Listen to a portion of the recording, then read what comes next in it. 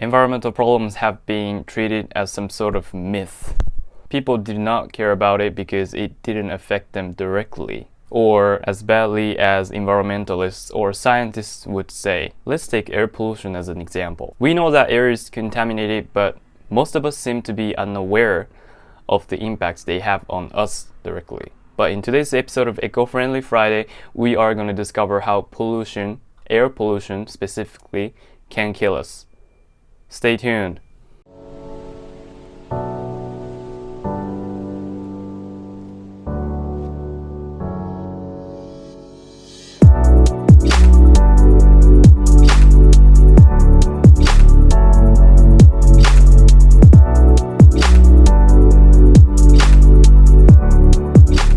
What's going on, Bucks and Those? This is Taiki and welcome to Shishi Goat.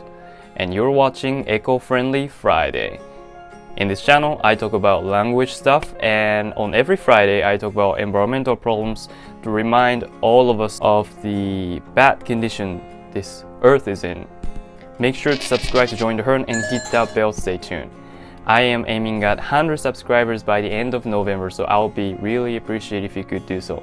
Thank you. Without further ado, let's begin. A research led by Scott Vicento at McGill University in Canada discovered that the ultrafine particles, in short, UFPs, could lead people to have brain cancers. Ultrafine particles are particles produced by fuel burning, for instance, diesel vehicles. And according to the study, these can carry cancer-risking chemicals. During the research, medical records and pollution exposure of 1.9 million adults from 1991 to 2016 were analyzed. They discovered the abundant toxic nanoparticles in the human brain in 2016. Furthermore, a global review earlier in 2019 mentioned that air pollution can harm every organ and every cell of human bodies. Also, toxic particles can cause mental health problems, dementia, and massive reduction in intelligence, regardless of age.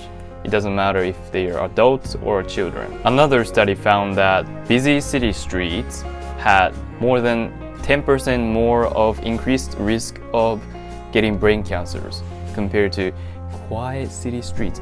Vicento, or the study researcher, I'm not sure if I said it right, but said people living in the area that has 50,000 per cubic centimeters of nanoparticles have a 50% higher risk of getting brain cancers than those living with 15,000 per cubic centimeters of nanoparticles. What I'm trying to say here is that busy city streets will give you higher risks of getting brain cancers. Vicento, the researcher, said that it is a good idea to reduce exposure to such pollutants, but the more important actions are at a regulatory level, where you can take actions that reduce everyone's exposure. Since I found his advice a little bit vague, I want to propose some suggestions to how to specifically reduce the exposure to the polluted air. One suggestion from me is to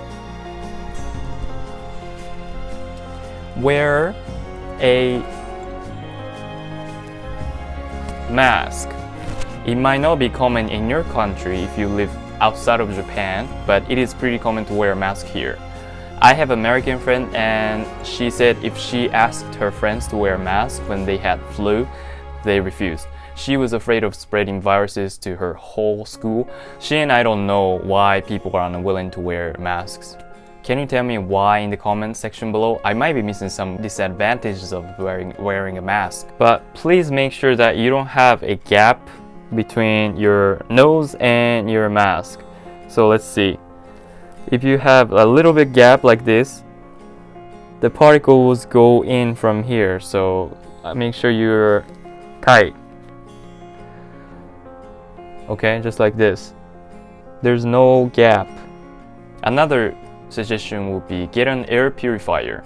Home air purifier will clean up particles in your room, and make sure to choose one that contains HEPA, which is high efficiency particulate arrestants. This HEPA is capable of blocking 99.97% of dust, that is as small as 0.3 micro nanometers. According to Dr. Carrie Nadeau, director of the Sean N. Parker Center for Allergy and Asthma Research at Stanford University, HEPA air purifier is the best option when choosing an air purifier. Some of the articles I read suggested to stay away from cities or cars or take public transportation when there are few people, but it's not fit for everyone because the place or time you have to go to school or work is not something you can choose. Although I support those small things you can do regardless of the time or place, but this is just a temporary solution. Sooner or later, those solutions will be deteriorated.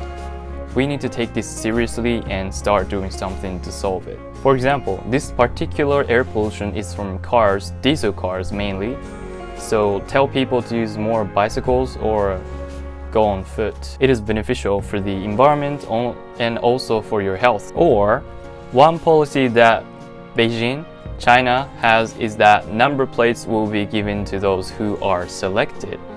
For example, no matter how much money you have or pay, unless you're selected in a lottery system, you won't get a number plate. Thus, a car, because you can't drive a car without a number plate. The chances of being selected is from 1 to 2%, and you still have to pay to sign up for the lottery system, so many people will give up, and as a result, less air pollution from the cars. In Shanghai, they do an auction system. Unless you have a lot of money, you're not even in the place to join the auction. And even for the rich people, they're competing with each other. And just the richest guy in the room gets to have a car, which absolutely great for tackling the air pollution from the cars. I think those Chinese policy are very good for reducing the air pollution from the cars. And I hope many more countries would do that. I mean, the United States or even Japan, they have tons of cars. So adopting that policy will be a very great policy, and it's gonna lead us to a much cleaner future. Thank you for watching until the end, and make sure to subscribe to join the herd and hit that bell to stay tuned. And if you liked it, please give it a thumbs up, and I'll see you in the next one. Until next time.